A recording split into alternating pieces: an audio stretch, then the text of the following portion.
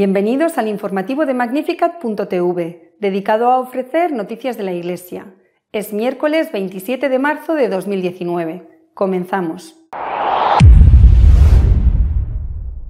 El Vaticano, por boca de su embajador ante las Naciones Unidas, ha rechazado tajantemente la ideología de género que desde la ONU se quiere imponer a todo el mundo.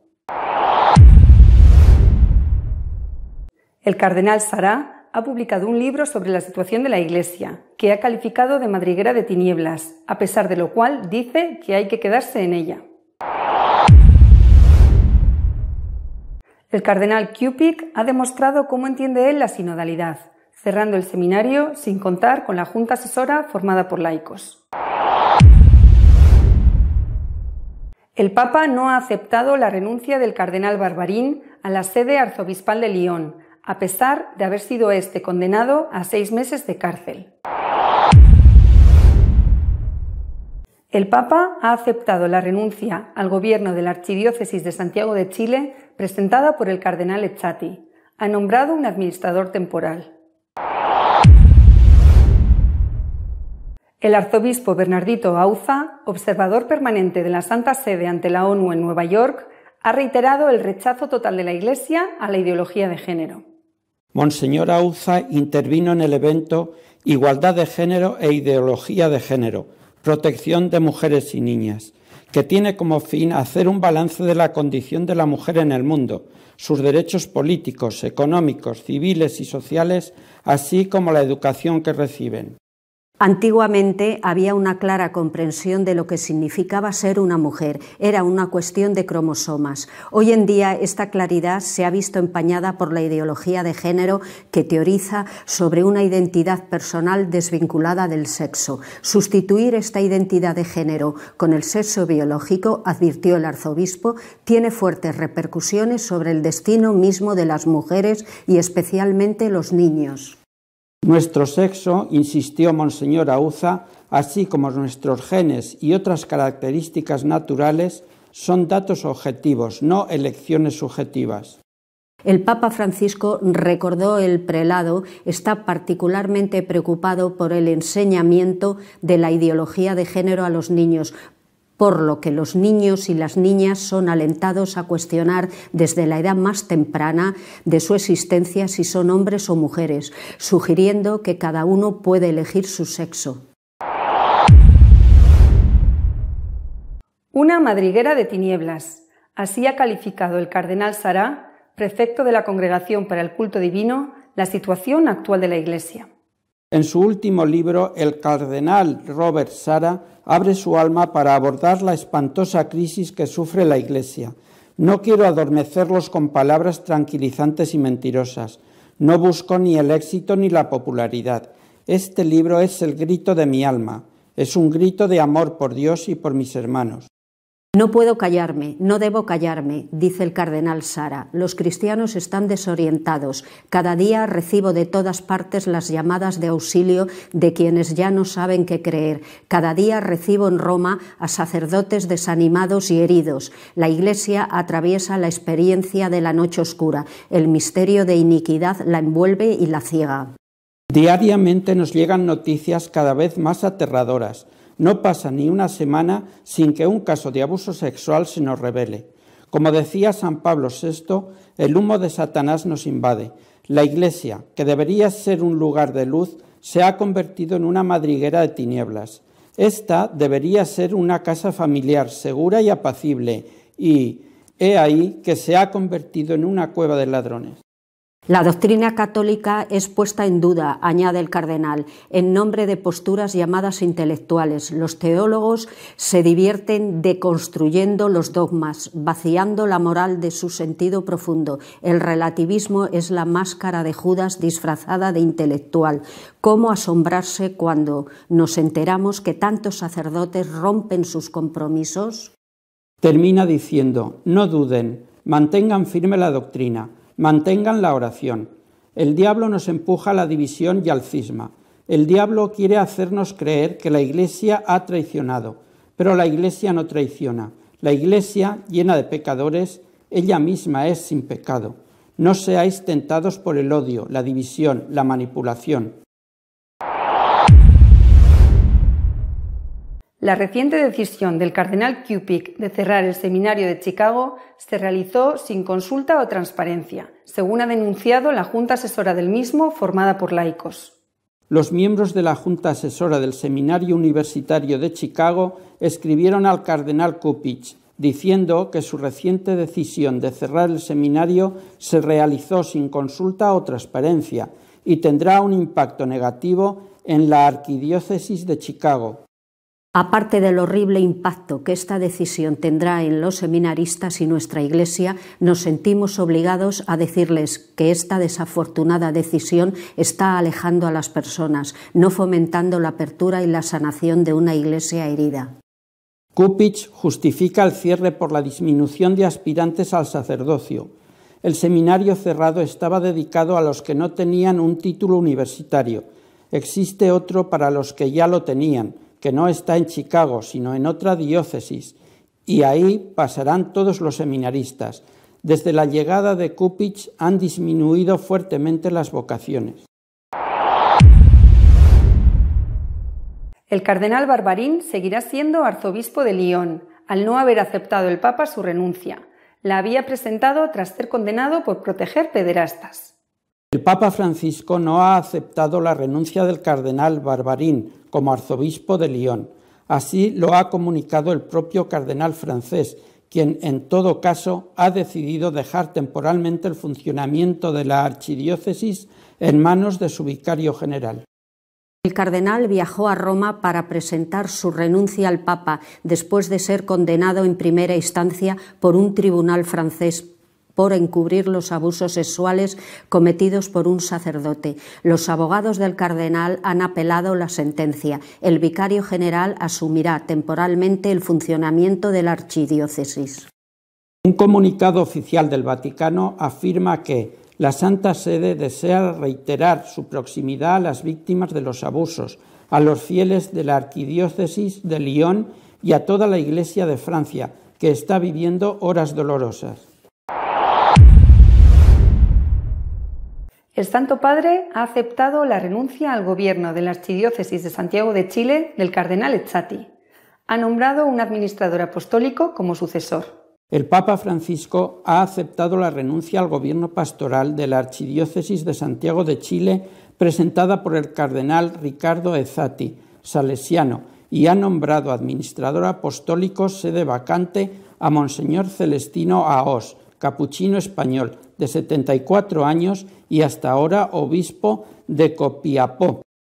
Monseñor Celestino Aós nació en Artaiz, Navarra, en 1945. Ingresó al noviciado de los capuchinos en 1963. 5 años después fue ordenado sacerdote. En 1983 fue destinado a Chile, donde ejerció diversos oficios pastorales hasta que en 2014 el Papa le nombró obispo de Copiapó.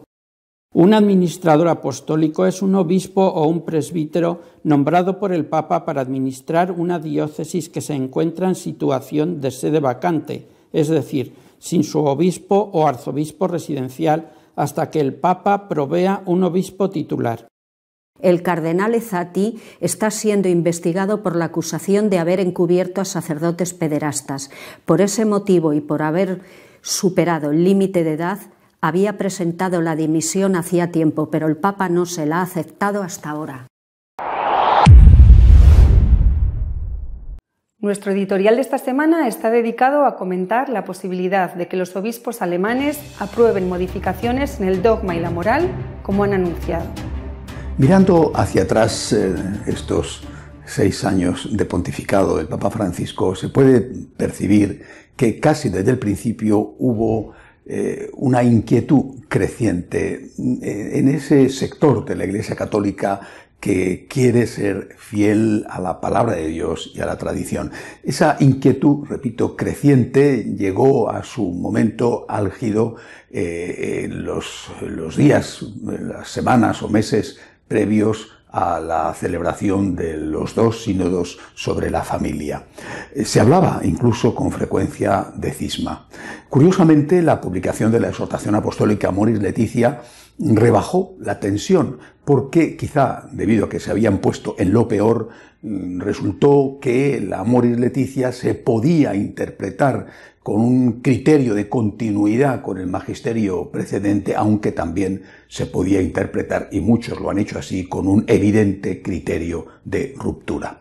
Después hubo otro momento de tensión, no comparable con el motivo del sínodo sobre los jóvenes, que el sínodo sobre los jóvenes, que dentro de poco conoceremos la exhortación apostólica que ya ha escrito el Papa, el sínodo sobre los jóvenes se clausuró sin pena ni gloria, casi, habría que decir, pero con una llamada a la sinodalidad. Esto de la sinodalidad, la verdad es que nadie sabe lo que es, porque, por ejemplo, el cardenal Cupic, arzobispo de Chicago, uno de los más próximos al Papa Francisco y de los grandes defensores de la sinodalidad, acaba de cerrar el seminario de Chicago y lo ha cerrado sin consultar con la junta asesora, que está formada por laicos, los cuales han puesto el grito en el cielo diciendo que lo de la sinodalidad es una tomadura de pelo. Ahora parece que las aguas se revuelven de nuevo un poco, porque estamos casi en vísperas de otro sínodo, el sínodo de la Amazonía. Y, en fin, además de lo de la ordenación de los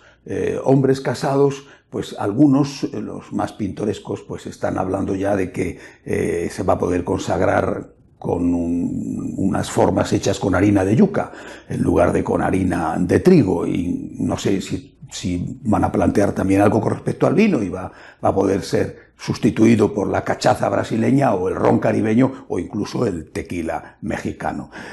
Bueno, se habla de que va a ser el sínodo de la Pachamama y yo no sé si esto no es más que una estrategia para amenazar con lo peor y luego que aunque lo que sea pues sea malo, no sea tan malo como se pensaba y la gente se quede contenta. Sin embargo, a mí, sinceramente, me parece, repito, ignoro lo que va a salir del sínodo de la Amazonía, que puede ser terrible, pero a mí lo que me parece peor, lo que me da más miedo, es lo de los obispos alemanes. El presidente de su episcopado, el cardenal Marx, ha anunciado ya, sin cortarse un pelo, que ellos van a decidir por sí mismos cambios en la moral sexual de la Iglesia y también incluso en el dogma.